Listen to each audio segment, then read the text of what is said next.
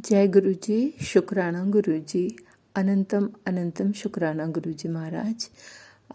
आज काफ़ी दिनों के बाद मैं शुक्राना सत्संग लेकर आई हूँ। काफ़ी समय से गुरु जी का मैसेज आ रहा था कि शुक्राना कर, पर काफ़ी बिज़ी शेड्यूल होने की वजह से मैं कर नहीं पा रही थी। बिज़ी शेड्यूल क्या, शुक्राना के लिए तो हमें समय निकालना चाहिए। पर मैं माफ़ी चाहूँगी गुरु जी आपसे, तहे दिल से मैं माफ़ी चाहूँगी कि मैं शुक्राना करने में मैंने देरी कर दी। मेरे पास 3 शुक्राने हैं जो मैं छोटे से शब्दों में आप सबसे कहना चाहूँगी। क्या पता मेरे इस सत्संग से किसी को अपने सवालों का जवाब मिल जाए। जय गुरु जी। शुक्राना गुरु जी। सबसे पहले मैं मंत्र जाप करना चाहूँगी। ओम नमः शिवाय, शिव जी सदा सहाय। ओम नमः शिवाय, गुरु जी सदा सहाय। जय गुरु जी। शुक्राना गुरु जी। अनंतम अनंतम शुक्राना गुरु जी महाराज जी। जय गुरु जी। संगत जी, सबसे पहला सत्संग तो मैं करना चाहूँगी अपने बेटे से रिलेटेड है। सावन में उसका बर्थडे था। अगस्त में 6 अगस्त को उसका बर्थडे होता है। मेरे बेटे की बहुत टाइम से इच्छा थी कि अपने बर्थडे के दिन वो सोमनाथ दर्शन के लिए जाए, और इस बार गुरुजी ने सच में उसकी जो विश होती है ना वो पूरी की। इस बार 6 अगस्त को हम सोमनाथ में थे और मेरे बेटे ने भोलेनाथ जी के चरणों में अपना बर्थडे मनाया, अपना जन्मदिन मनाया। और उसके बाद जो मेरे बेटे में जो ड्रास्टिक चेंज आया ना, वो मैं बता नहीं सकती थी। मैं कई बार कई हरकतों से कई चीज़ें ऐसे करता था, मतलब इतनी बुरी चीज़ें नहीं थी, बुरी आदतें नहीं थी, लेकिन कुछ चीज़ें होता है ना, हम अपने बच्चों को परफेक्ट देखना चाहते हैं तो शायद हम कुछ ज़्यादा एक्सपेक्ट कर लेते हैं। लेकिन मैं बोली थी मैं अपने बच्चे से कुछ एक्सपेक्ट नहीं करती भगवान जी, मैं बस ये चाहती हूँ कि वो अपने बारे में सोचे, अपने ग्रोथ के बारे में, गलत चीज़ों से दूर रहे, आलस से दूर रहे। जो मेन था आलस करके एक जगह पड़े रहना, अपने हेल्थ पे ध्यान नहीं देना, फैट होना, मोटे होते जाना, कुछ अपने कैरियर के बारे में नहीं सोचना। बहुत ही जैसे बहुत ही अजीब जनरेशन भी चल रही है इस टाइम। मेरे बच्चे के साथ नहीं, बहुत लोगों के साथ ऐसा था। मेरे बच्चे में इतना ड्रास्टिक चेंज आया कि उसने अपने आप को फिजिकली मेंटली हर तरह से चेंज हुआ है। और जब हम सोमनाथ से घर आए तो यहाँ पे सेम डे या नेक्स्ट डे शायद मेरे बेटे ने जो उसको फील हुआ उसकी खिड़की के पास कि जैसे ना हमारी खिड़की से ना जंगल सामने दिखता है। तो हम लोग फ़ौज में हैं, डिफेंस क्वार्टर्स में, तो हमें यहाँ से पूरा सामने जंगल है। तो वो पेड़ों की झुरमुट के बीच में उसे भोलेनाथ जी के दर्शन हुए जो उसने मुझसे शेयर किया था। तो उसको ऐसा फील हुआ ना कि कोई है खड़ा है, एकदम ऐसे जस्ट देखा। उसने मुझसे ये बात शेयर की थी और मैं इसका शुक्राना अगस्त से ही सोच रही हूँ करने की, पर मैं कर नहीं पा रही थी। तो आज मुझे मौका मिला है और मैं चाहूँगी सबसे बताना कि मेरे बच्चे में भोलेनाथ जी ने, गुरु जी ने इतनी चेंजेस डाले ना ड्रास्टिक। अब वो अपने कैरियर को लेके फोकस्ड है। मेन है उसने अपना वजन 20 किलो कम कर लिया, लगभग 20 किलो उसने अपना वजन कम कर लिया। इतना ज़्यादा मतलब बैठे रहना, आलस से पड़े रहना, फास्ट फूड्स खाना, मतलब बाहर जाके खाने का। अब उसको कितनी भी फेवरेट चीज़ है वो अपने खाने पीने का खुद ही नहीं ध्यान रखना। इवन हमें गाइडलाइंस दे रहा है, ऐसे आप लोगों को डाइट रखना है, अभी आप लोग का एज हो रहा है, आप लोगों को इतनी डाइट्स रखनी है, ऐसे खाना है, ये फ्रूट्स ड्राई फ्रूट्स ज़्यादा लेना है, ऐसे हमें वो डाइट्स बता रहा है। अपने सिस्टर को बताता है। मेरी बेटी में अभी ये चेंजेस नहीं आए हैं, मैं चाह रही हूँ कि उसके में भी ये चेंजेस आए।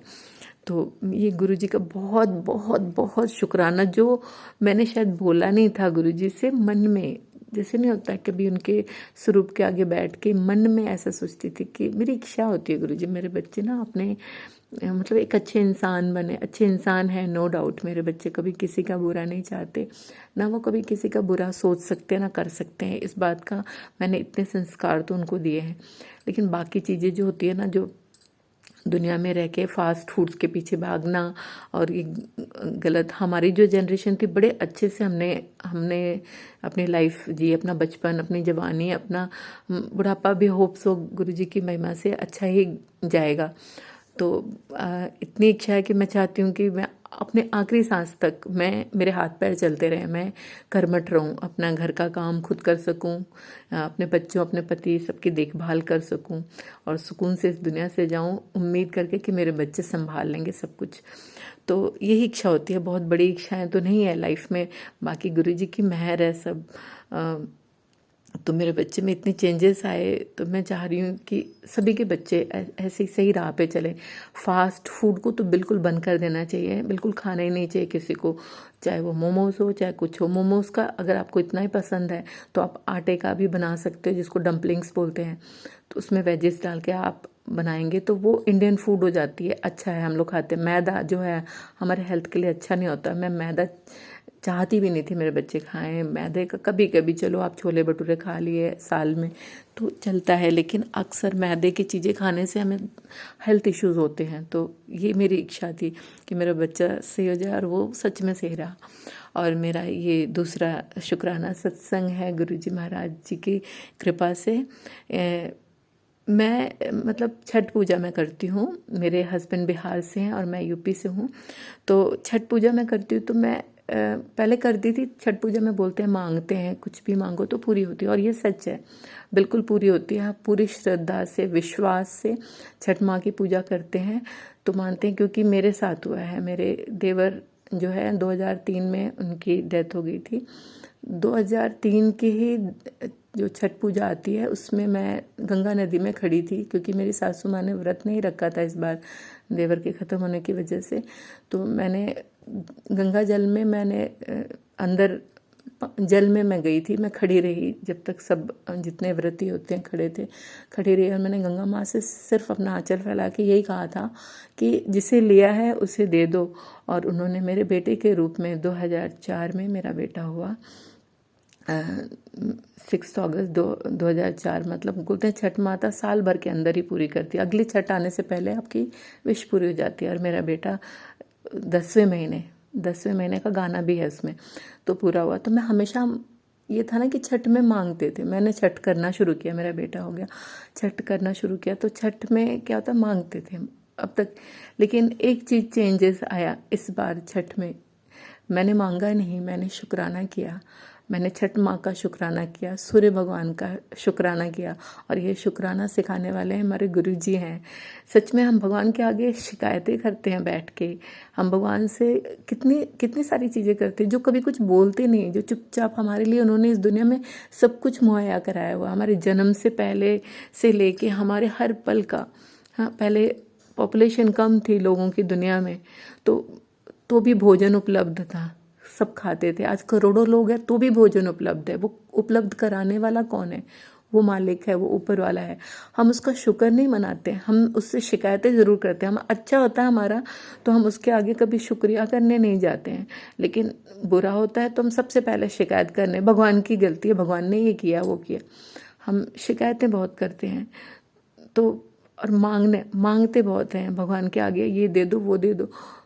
अब मैंने ये चीज़ सीख लिया कि मैं कुछ मांगती नहीं हूँ। अब मैं बस ये कहती हूँ कि मेरे बच्चे सही रह जाएं। अगर मांगती हूँ तो यही मांगती हूँ कि मेरा परिवार स्वस्थ रहे। आज हम लोग एक साथ मिलके हंस बोल रहे हैं ना, खुश रह रहे हैं ना, तो सबसे अमीर है दुनिया में हम। सच में बहुत ही रिच फील होता है अब अपने आप को, और हमेशा खुश रहने लगी हूँ अब मैं। पॉजिटिव, हर चीज़ में पॉजिटिव सोचना। पहले मैं बहुत पॉजिटिव थी, लाइफ में ऐसे थपेड़े आए कि मैं थोड़ी नेगेटिव हो गई थी, पर गुरुजी ने वापस मुझे मोड़ लिया, मुझे उस प्रभु के नज़दीक कर दिया जिनसे मैं शायद दूर हो गई थी। उदासीन हो करके, या कह लो कि अच्छा कर करके बुरे बन करके सबकी नज़रों में मैं टूट सी गई थी। जब मैं बहुत टूटी थी तब गुरुजी ने जोड़ा था, और आज मैं इतनी मजबूत हो गई हूँ ना गुरुजी की कृपा से कि अब मुझे कोई तोड़ नहीं सकता, कोई भी, मुझे मेरे सिवा और कोई नहीं तोड़ सकता। तो इतना अच्छा रहा ना, गुरुजी ने इतनी अच्छी चीज़ें सिखाई है हमें ना कि शुक्राना करना, प्रभु का शुक्राना करना। उन्होंने जो हमें खाने को पहनने को दिया, सांसें दी हैं, हमारा खुशहाल परिवार दिया, हमारे बच्चे हमारे सामने मुस्कुरा रहे हैं, स्वस्थ हैं, हम हॉस्पिटल का मुंह नहीं देख रहे हैं। हाँ, जब से गुरुजी से जुड़े हैं ना, मेरी बेटी वही बीमार थी उस समय से जुड़े हैं, और तब से लेके आज तक गुरुजी की कृपा, मेरे प्रभु की कृपा की आज तक नज़र न लगे, आज तक कभी भी हमें हॉस्पिटल का मुंह नहीं देखना पड़ा, कभी हॉस्पिटल की तरफ जाना नहीं पड़ा। वो सब प्रभु की कृपा है, मेरे गुरुजी की कृपा है। ये सबसे बड़ी ब्लेसिंग है कि हमारा परिवार स्वस्थ रहे। पैसे ये सब चीज़ें तो बाद की चीज़ें हैं, हम स्वस्थ नहीं रहेंगे तो करोड़ों होके भी कोई फ़ायदा नहीं है। वो हमारी जान नहीं बचा पाएगी, ना हमारे लिए कुछ कर पाएगा।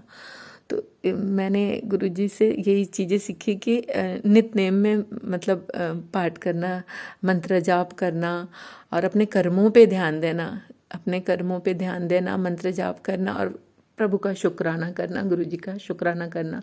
और अब मैं इसी पे चल रही हूँ और मैं गुरुजी से ये कृपा चाहूँगी कि गुरुजी मेरे आने वाली जनरेशन सब आपसे जुड़े रहे। मेरे आने वाले जो बच्चे हैं ना, मैं रहूँ ना रहूँ, मेरा जो आने वाली जो पीढ़ी होगी ना, वो भी इन्हीं चीज़ों पे चले। आपके हर बात आपकी समझे, आपसे जुड़े रहें, आप अपने संरक्षण में रखना गुरुजी।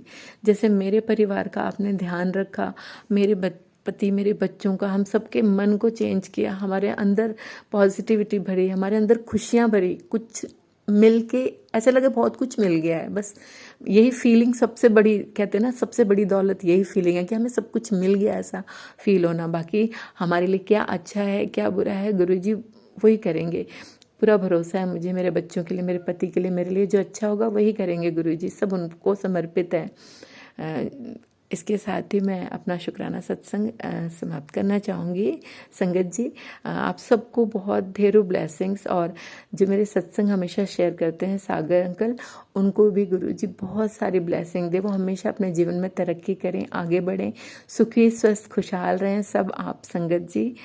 जय गुरुजी, शुक्राना गुरुजी। ओम नमः शिवाय, शिवजी सदा सहाय। ओम नमः शिवाय, गुरुजी सदा सहाय। जय गुरुजी, शुक्राना गुरुजी। अनंतम अनंतम अनंतम शुक्राना गुरुजी महाराज। जय गुरुजी, शुक्राना गुरुजी। ओम नमः शिवाय, शिवजी सदा सहाय। ओम नमः शिवाय, गुरुजी सदा सहाय। मैं रितु सोडी मुंबई से अपना सत्संग लेके आप सबके सामने हाजिर हूँ। बहुत दिनों से मैं सत्संग शेयर नहीं कर रही थी क्योंकि एक के बाद एक कुछ ना कुछ चीज़ें हो रही थी। और जब से गुरुजी ने मेरा हाथ पकड़ा है, सत्संग रोज़ ही होते हैं। और कितनी ऐसी चीज़ें हैं जो लगता है कि एक फादर ने अपनी डॉटर के सर पे हाथ रखा हुआ है। तो मुझे कितनी सारी चीज़ें हैं जो शेयर करनी है, कुछ दिमाग से स्किप भी हो जाती हैं। और मैं बिल्कुल भी सोच के नहीं बैठी हूँ कि मैं कौन सा सत्संग शेयर करूँगी। आज गुरुजी जो भी दिमाग में डालेंगे मैं वही आप सब लोगों के साथ शेयर करूँगी। अभी कुछ दिन पहले मैं जब गणपति जी की जो मुंबई में बहुत बड़ा फेस्टिवल होता है, तो मैं एक सत्संग सुन रही थी। उसमें एक कोई ओल्ड संगत हैं, उन्होंने बोला कि वो बहुत टाइम से लाल बाग के राजा के दर्शन करना चाह रही थी जाके, पर गुरुजी ने उनको बोला कि तू घर बैठे बैठे ही लाल बाग के राजा के दर्शन कर सकती है, वहाँ जाने की ज़रूरत नहीं है। और जहाँ तुम बैठे हो वहीं पर सब चीज़ें तुम्हारे लिए गुरुजी कर देते हैं। और मतलब इतनी भीड़ में, इतने लोगों में हर लाइन लगा के ये करने की ज़रूरत नहीं है। आपको भगवान जहाँ याद करो वहीं आपको मिल सकते हैं। और इसी बीच में जैसे ही उनके मन में ये इच्छा आई, उन्होंने टीवी खोला। और जब टीवी खोला तो उन्होंने देखा कि लाल बाग के राजा की मूर्ति टीवी में लाइव दर्शन चल रहे थे। और एकदम से फोकस उनके मूर्ति के हाथ पे हुआ, जैसे फुल स्क्रीन पे मूर्ति का हाथ था गणपति बप्पा जी का। और उन्हें ऐसे लगा जैसे गणपति बप्पा उन्हें आशीर्वाद दे रहे हैं। और उसके बाद उनके चरणों को दिखाया गया और वो भी ऐसे लगा जैसे वो उनके पैर छू के आशीर्वाद ले रही हूँ। तो उन्होंने बहुत बहुत गुरुजी का थैंक यू बोला।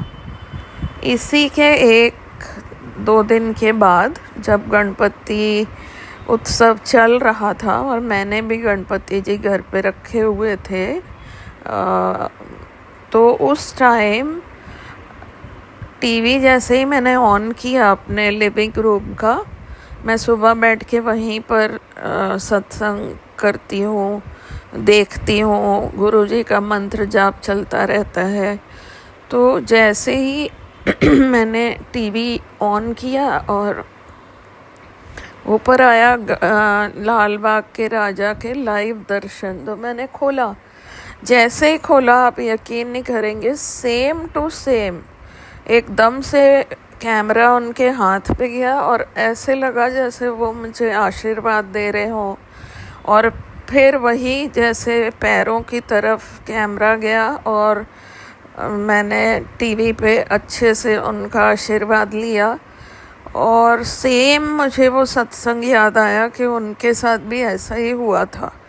और इवन मैं भी हर साल सोचती हूँ कि मैं लाल बाग के राजा के दर्शन करने जाऊँगी, पर भीड़ को देखते हुए मेरी हिम्मत नहीं होती है, क्योंकि मैं आर्थराइटिस पेशेंट हूँ। मैं ज़्यादा देर भीड़ में खड़ी नहीं हो सकती। तो मुझे गुरुजी का वो एकदम क्लियर मैसेज मिला और फिर इसी तरह मैंने दर्शन किए। जय गुरुजी, शुक्राना गुरुजी। अब मैं कुछ टाइम पहले दुबई जा रही थी अपने बच्चों के पास, क्योंकि इस साल मेरी मम्मी की डेथ हुई है, तो मुझे दिवाली मनानी नहीं थी और मैं अकेले बहुत मतलब सैड फील करती। तो बच्चों ने बोला कि आप यहाँ आ जाएं। उन्होंने सब अरेंजमेंट कर दिया और मैं जाने की तैयारी कर रही थी। अब उस टाइम मुझे एक सत्संग मिला जो गुरुजी की संगत सत्संग प्लेटफॉर्म पे हमेशा गुरुजी की जो भी अच्छी बातें हैं वो शेयर करती हैं। तो वहाँ मैंने सुना कि वो बोल रही हैं कि दिवाली के टाइम ना गुरुजी ने बोला है कि 77 रुपीज़ किसी नोट पे अगर मिले तुझे, तो वो तो अपने पास संभाल के रख लेना। और संगत जी, आप यकीन करें कि मैंने आज तक लाइफ में कभी भी किसी नोट का कोई नंबर कभी देखा नहीं है, क्योंकि ये मेरी आदत नहीं है कि मैं नंबर चेक करूं या जो भी है, नोट की तरह मैंने यूज़ की है। तो ये बात मेरे दिमाग में थी और मैं मतलब पूरा ट्रिप करने के बाद जब मैं वहाँ पहुँची एयरपोर्ट पे, तो भी मेरे दिमाग में थी कि 77 का नोट मतलब मुझे तो मिला नहीं और ना ही मेरे को अभी कौन देगा। और दिवाली पर मतलब ऐसा कभी हुआ ही नहीं है कि मुझे कोई नोट पे नंबर मतलब मैंने देखा हो या मुझे कोई बड़ा डिवाइन नंबर, बड़ा ऐसा नंबर मिला हो। सॉरी, मेरा थोड़ा गला ख़राब है। तो मैं जब वैट रिफ़ंड वाली लाइन में गई तो वहाँ मेरा पहला दूसरा नंबर ही था। तो मैंने उनको अपना जो स्लिप था वो दिया और उन्होंने मुझे बोला कि आपको 7000 रुपीज़ का रिफ़ंड मिलेगा। तो मैंने कहा ओके। उसके बाद उन्होंने मुझे 7000 रुपीज़ मशीन से काउंट करके दे दिए। जब दिए तो मैं बाहर आई लाइन से, और जैसे ही मैंने मतलब नोट को गिनने के लिए खोला, उसमें 77 नंबर का नोट ऊपर ही ऊपर था। मैं बहुत हैरान हुई। फिर मैंने उसको संभाल के पर्स में रख दिया, हैंडबैग में, और मैंने बोला कि जब मैं घर जाऊंगी ना, ये नोट उठा के मैं इसको लॉकर में गुरुजी की कृपा मान के रख दूंगी। तो मैं जब घर आई तो घर आने के बाद मैंने नोट काउंट करने के लिए खोला, और जब देखा तो 2 नोट्स में 500 के दोनों नोट्स के एंड नंबर 77 पर थे। तो मैंने वो दोनों नोट्स उठा के अपने पर्स में संभाल के रख दिए हैं, क्योंकि उसमें यही सत्संग में था कि आपके ये नोट मिलें तो संभाल लेना, इससे बहुत बरकत आएगी। तो जय गुरु जी, शुक्राना गुरु जी। दूसरा मेरा सत्संग भी इसी ट्रिप से जुड़ा हुआ है कि मैं जब पहली बार मैं इंटरनेशनल ट्रैवलिंग अकेले कर रही थी, तो मुझे थोड़ा सा था कि पता नहीं सारी चीज़ें मैं मैनेज कर लूँगी या नहीं करूँगी। और ऐसा होता है कि मैं हर चीज़ मैनेज कर लेती हूँ, पर जाने से पहले मुझे हमेशा, चाहे मैं डोमेस्टिक फ़्लाइट ले रही हूँ, चाहे कोई फ़्लाइट ले रही हूँ, ट्रेन से जा रही हूँ, इवन लोकल ट्रैवल कर रही हूँ, मुझे एंग्जाइटी हो जाती है क्या होगा क्या होगा। और मैं कभी किसी को तंग नहीं करती हूँ कि मैं बोल रही हूँ या मैं अपना गुस्सा निकाल रही हूँ या मैं चिढ़ रही हूँ, मैं अंदर ही अंदर मतलब होता है मुझे। तो जब मैं एयरपोर्ट पे पहुंची तो लास्ट टाइम जब हम बाहर जा रहे थे तो बड़ा लंबा इमिग्रेशन पे लाइंस थी, और मैं जैसे ही पहुंची एकदम से मैं मतलब अंदर गई। 4 बजे मुझे पहुंचना था, तो मेरी आदत है मैं बहुत जल्दी चली जाती हूँ, और इस बार मैं बिल्कुल 4 बजे पहुंची, और मुझे लगा कि मतलब कहीं ऐसा ना हो कि बहुत लंबी लाइंस हो, मुझे लेट हो जाए, ये है वो है। मैं अंदर गई, सब कुछ खाली। इवन आप सोचें कि बॉम्बे एयरपोर्ट पे, मुंबई एयरपोर्ट पे इतनी लंबी लाइंस होती हैं चेक इन के लिए, वो खाली। अंदर गई मैं, जहाँ सिक्योरिटी होती है वो खाली, इमिग्रेशन पे गई वो खाली। मतलब विदिन 20 मिनट्स मुझे गुरुजी ने अपने जगह पे पहुंचा दिया, अपने गेट पे, कि अब तुम बैठो। और वहाँ मैं खाली बैठी रही 2 घंटे। तो ये मतलब मैंने देखा। एंड ऐसा ही मेरे साथ लौटते हुए हुआ। जब मैं दुबई में घुसी, कोई लाइन नहीं, कोई कुछ नहीं। इवन इमिग्रेशन के लिए जहाँ पहले गेट पे मुझे जाना था, वहाँ कई बार होता है कि आपका पासपोर्ट रीड ना करें तो आपको बात करने के लिए आगे लाइन में बुला लेते हैं। तो उन्होंने सीधा ही मुझे अंदर जाने दिया, इनको स्टैम्प भी नहीं किया। तो मैंने पूछा भी आगे जाके कि मैं अंदर तो आ गई हूँ, कहीं कोई स्टैम्प की ज़रूरत ना हो बाद में। तो उन्होंने बोला नहीं, ऐसा कुछ नहीं है, आप अंदर जा सकते हो। और वहाँ भी गई तो किसी ने कोई सवाल नहीं, कोई पेपर चेक नहीं, कोई कुछ नहीं। मैं बड़ी हैरान हुई, ना जाते हुए ना आते हुए, और बड़े स्मूथली। फिर जब मैं बाहर निकल रही थी इंडिया में कस्टम के लिए, तो वहाँ भी कस्टम ऑफिसर्स लगातार कुछ लोगों को रोक रहे थे, साइड कर रहे थे। और जब मैं अपनी लाइन में आई तो उन्होंने मेरा नंबर शायद 2nd नंबर पे था, तो उन्होंने बिना रोके बोला कि नहीं नहीं, सबको जाने दो, यहाँ सब कुछ ठीक है। और मैं आराम से बाहर आ गई, सारी चीज़ें हो गई। घर भी मेरे को मतलब जब टैक्सी लेनी थी उस दिन कुछ टैक्सीज लेट मिल रही थी, तो मैंने बुक भी नहीं की। और मैंने पहली बार ऐसा किया कि मैंने टैक्सी बुक नहीं की, और मैं सीधा जहाँ पे कैब्स मिलती हैं वहाँ चली गई। और मैंने उसको बोला तो वो बोलता है नहीं नहीं, अभी ना कैब आपको P4 से नहीं P6 से मिलेगी। मैं कहा है, मुझे इतना चल के वापस जाना पड़ेगा? तो उसने बोला नहीं, दूसरे जो टैक्सीज़ हैं वो इधर भी होती हैं, आप वहाँ देख लो। तो मैं जैसे ही एंटर किया, 1-2 टैक्सीज़ ने रोका, मैंने बात की। इतने में एक टैक्सी वाला आया, उसने बोला कि मेरी न्यू टैक्सी है, आप को मैं छोड़ दूँगा।